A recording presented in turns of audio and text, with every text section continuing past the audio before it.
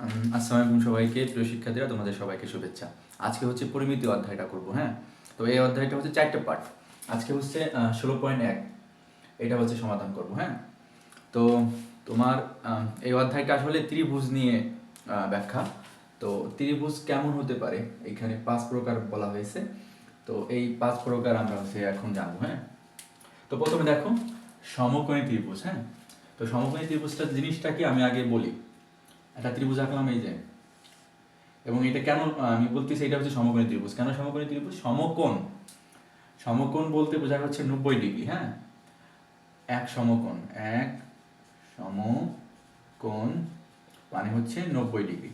তো এই যে ত্রিভুজটা, ত্রিভুজের 3টে কোণ এখানে এবং একটি কোণ তোমার এখানে দেখতে পাচ্ছ, এটা হচ্ছে 90 ডিগ্রি। অর্থাৎ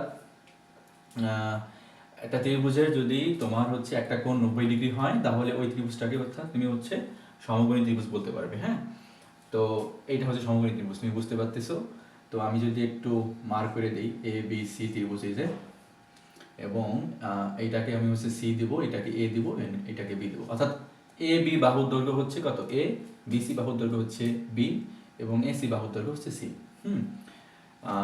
আরেকটা জিনিস বলে দিই, এই যে যেই কোণটা 90 ডিগ্রি, এটাকে মানে সমকোণ বলে। তো তো এইটার বিপরীত বাহু যেটা, এই যে এটার বিপরীত বাহু হচ্ছে এইটা, অর্থাৎ এসি। আমি যদি বলি এই যে কোণটা অর্থাৎ সি কোণটা, এই সি কোণের বিপরীত বাহু কোণটা এইটা। হ্যাঁ, আবার এইটার বিপরীত বাহু হচ্ছে এইটা।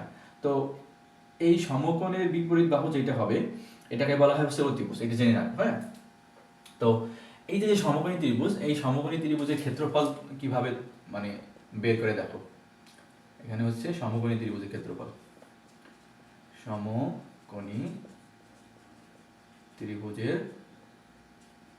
ক্ষেত্রফল। হ্যাঁ, দেখো কিভাবে নির্ণয় করি। আমরা ছোটবেলা থেকেই শিখেছি, হ্যাঁ, যে হাফ ইন্টু ভূমিগুণ উচ্চতা, ভূমিগুণ উচ্চতা। বেসিক্যালি এটাই হচ্ছে তোমার এখানে এই সূত্রটা কাজে লাগবে, যে সমকোণী ত্রিভুজের ক্ষেত্রফল হচ্ছে হাফ ইন্টু ভূমিগুণ উচ্চতা, ভূমিগুণ উচ্চতা।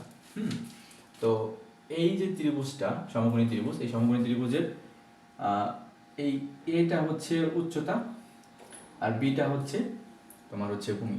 অথবা এইটা ভূমি হইতে পারে, এইটা হচ্ছে লম্ব হইতে পারে, বা উচ্চতা হইতে পারে। হ্যাঁ, লম্ব অথবা ভূমি, এই দুইটাই হইতে পারে। কিভাবে তুমি বুঝবা?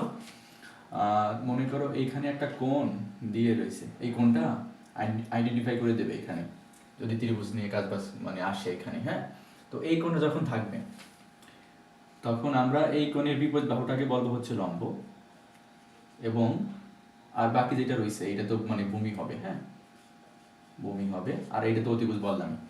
কিন্তু এখানে আসলে লাগতেছে না, এই যে আমরা ত্রিকোণমিতি করতে চাই না, তখন আর কি লাগে। যাই হোক, তো এই দুইটা হচ্ছে লম্ব অথবা মানে ভূমি। ঠিক আছে, এটা বুঝতে পারতেছো। তো সেই অনুযায়ী তুমি হচ্ছে দিবা এরকম, যে হাফ ইন্টু ভূমি, মনে করো হচ্ছে আমি এইটাই দেই। হ্যাঁ, এইটা হচ্ছে ভূমি এবং উচ্চতা হচ্ছে এ। ঠিক আছে, তো একটু ভালোভাবে লেখো যে হাফ ইন্টু এ বি। এ বলতে তোমার লম্ব হতে পারে, বি বলতে ভূমি হতে, অর্থাৎ এই দুইটা। হ্যাঁ, এই দুইটা আর কি। তো এই হচ্ছে সমকোণী ত্রিভুজের ক্ষেত্রফল। এবং এরপরে আমরা হচ্ছে কোনটা শিখবো, ত্রিভুজের দুইটি বাহু ও এদের অন্তর্ভুক্ত কোণ দেওয়া থাকলে কিভাবে আমরা করতে পারি। দেখো, তো ত্রিভুজের দুইটি বাহু এবং এদের অন্তর্ভুক্ত কোণ দেওয়া থাকলে, মনে করো একটা ত্রিভুজ এই যে, হ্যাঁ, আমি নামকরণ করি এ বি সি, এবং দুইটা বাহু দেওয়া রয়েছে। ধরো আমি দিলাম হচ্ছে এ এবং বি। হ্যাঁ, ঠিক আছে, এ এবং বি দিলাম, এই দুইটা, এবং একটা কোণ দেওয়া রয়েছে। হ্যাঁ, সেই কোণটা কেমন দেওয়া থাকবে আমি বলি, কোণটা কেমন দেওয়া থাকবে। এই এই যে তোমার বাহুটা, এই বাহুর বিপরীত কোণ কোনটা বলো তো? এই যে এইভাবে যায়, যেটা যায়, অর্থাৎ এই কোণটা রয়েছে, এবং এই বাহুর এই কোণটা রয়েছে। তো এই দুইটা কোণ বাদে দেওয়া থাকবে হচ্ছে এইটা, বুঝিও কিন্তু। হ্যাঁ, এটা নিয়ে হচ্ছে আমরা কাজ করবো আর কি। যদি এই দুইটা বাহু দেওয়া থাকে, তাহলে এই কোণ নিয়ে কাজ করব। মনে করো আমি যদি বলি এইটা, এটা হচ্ছে কত ডিগ্রি, 70 ডিগ্রি, আর এটা 70 ডিগ্রি, 70 70 কত, 140, আর হচ্ছে এইটাকে বানাইতে হবে হচ্ছে 40, তো এটাকে আমি 40 দিতে পারি, এটাকে আমরা 40 দিতে পারি, হ্যাঁ, তাহলে 180 ডিগ্রি হয়। তো এখন মনে করো দুইটা বাহু দেওয়া রয়েছে এবং প্রত্যেকটা কোণ দেওয়া আছে, তুমি কোনটা নিবা? অবশ্যই এই কোণটা নিবা। এটা 80 দিলাম আমি, এটা 70 দিলাম, 70 না দিয়ে এটা আমি 60 দিলাম, তাইলে হচ্ছে মিলবে। এখন তুমি কোনটা নিবা? দেখো এখন তুমি কোনটা নিবা? অবশ্যই এ বি, এর বিপরীত কোণ হচ্ছে এইটা, বির বিপরীত কোণ হচ্ছে এইটা, বাকি যেটা থাকে সেইটা হচ্ছে নিয়ে কাজ করতে হবে। অর্থাৎ ত্রিভুজের দুইটা বাহু দেওয়া রয়েছে, এই দুইটা যদি বাহু দেওয়া থাকে তাহলে এই কোণ নিয়ে কাজ করতে হবে। যদি আমি আরেকটা আমি সি দেই এখানে, মনে করো এই দুইটা বাহু দেওয়া রয়েছে, তাহলে তুমি কোনটা নিয়ে কাজ করবা বলো? কোন নিয়ে কাজ করবা? এইটার বিপরীত বাহু মানে বিপরীত কোণ হচ্ছে এইটা, এইটার বিপরীত কোণ হচ্ছে এটা, তাহলে আমরা এই কোণটা নিয়ে কাজ করব। কেমন? এই হচ্ছে এইটার কাজ বাস। তাহলে আমরা কি করতে পারি? এখানে আসলে ক্ষেত্রফল এমন হবে যে ক্ষেত্রফল, ঠিক আছে, তো হাফ ইন্টু, দেখো হাফ ইন্টু, তুমি যদি এ বি নিয়ে কাজ করো তাহলে এ বি এখানে দেবা, এ বি ইন্টু হচ্ছে সাইন কোণ দিতে হবে এখানে।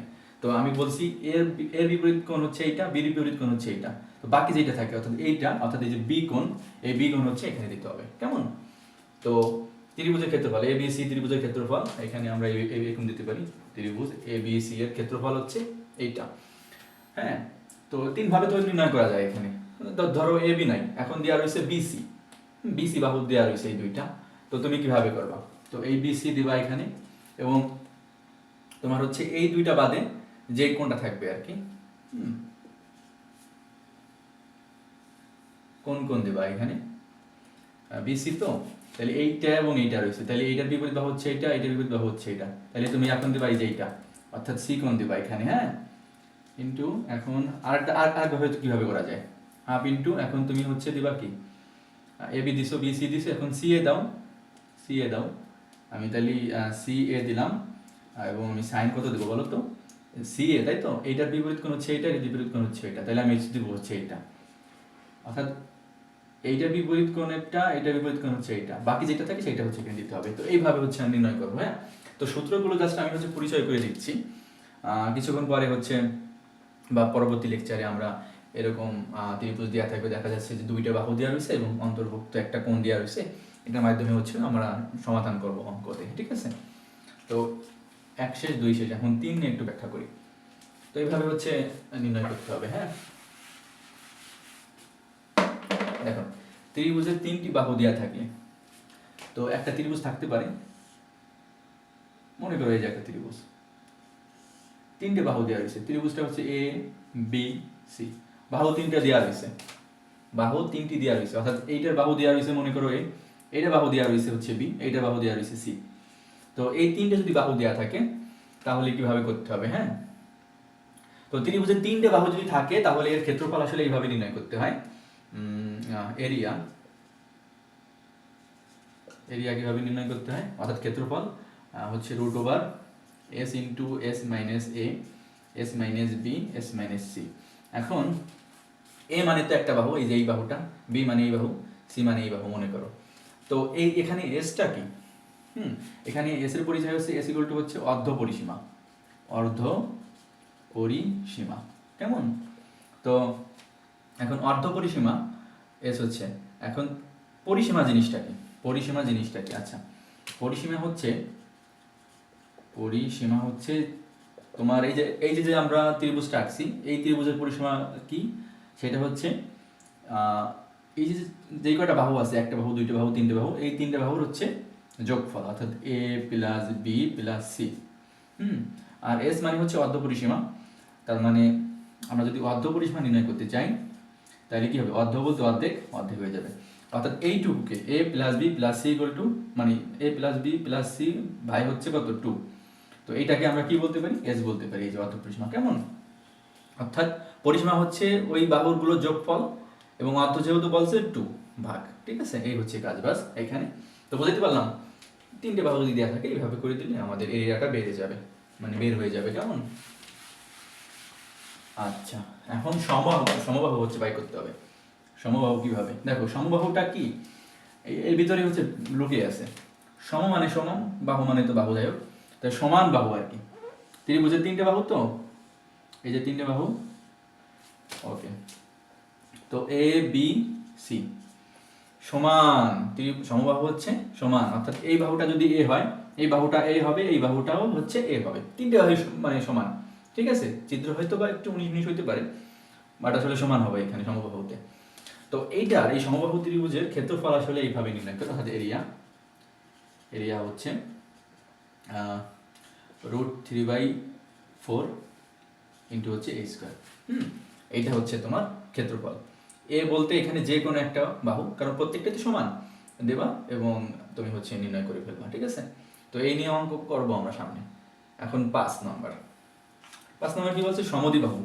আমরা ইতিমধ্যে জেনেছি সম মানে সমান, আর দ্বি বলতে আসলে কি, দ্বি বলতে হচ্ছে দুই, অর্থাৎ সমান দুইটা বাহু নিয়ে যেই ত্রিভুজটা গঠিত হবে সেটাকে বলা হয় হচ্ছে সমদ্বিবাহু ত্রিভুজ।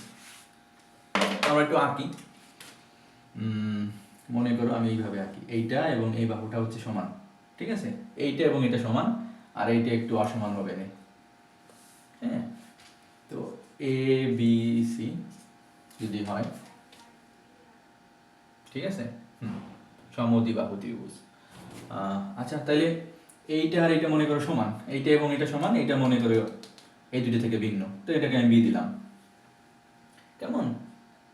আচ্ছা, তো এই সমদ্বিবাহু ত্রিভুজের ক্ষেত্রফল অর্থাৎ এরিয়াটা নির্ণয় করবো কিভাবে? এরিয়া হচ্ছে এইভাবে নির্ণয় করতে হবে যে,